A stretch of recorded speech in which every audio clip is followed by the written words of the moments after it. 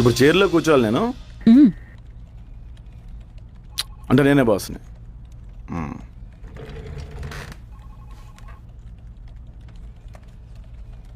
Renu, sir, అవును ఏం అడగాలి? నాకు ఈ సాఫ్ట్వేర్ టెక్నాలజీ అని తెలీదు. ప్రాజెక్ట్ ఎంతవరకు వచ్చింది? రేణు, సార్, ప్రాజెక్ట్ ఎంతవరకు వచ్చింది? టెస్టింగ్కి పంపించాం, అప్రూవల్ కోసం వెయిట్ చేస్తున్నాం సార్. కామేశ్వరరావు చెప్పడానికి కొంచెం గట్టిగా చెప్పు, మెసేజ్ పెట్టు. Okay sir. వింధ్యా, సార్ ఒక అబ్బాయితో రూమ్ షేర్ చేసుకోవడానికి సిగ్గులేదు నీకు? లేదు. నేను వెళ్ళిపోతాను, నా మాట అనట్లేదు.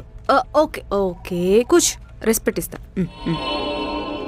యాక్చువల్లీ ఒక 2-3 డేస్ ఎక్కడైనా అడ్జస్ట్ అయ్యి షిఫ్ట్ అయ్యి వెళ్ళిపోదాం అనుకున్నాను. ఓకే. కానీ రేణు మీద నమ్మకంతో ఉన్నాను. కామేష్ ని చూసాక ఈడి ఎదవే గాని మన జోలికి రాడేమో అనిపించింది, అందుకే కంటిన్యూ అయ్యాను.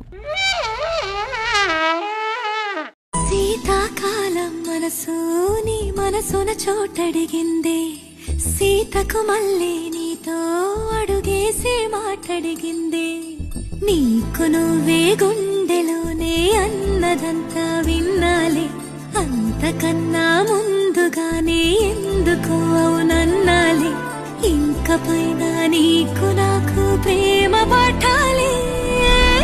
మాస్టారు మాస్టారు నా మనసును గెలిచారు.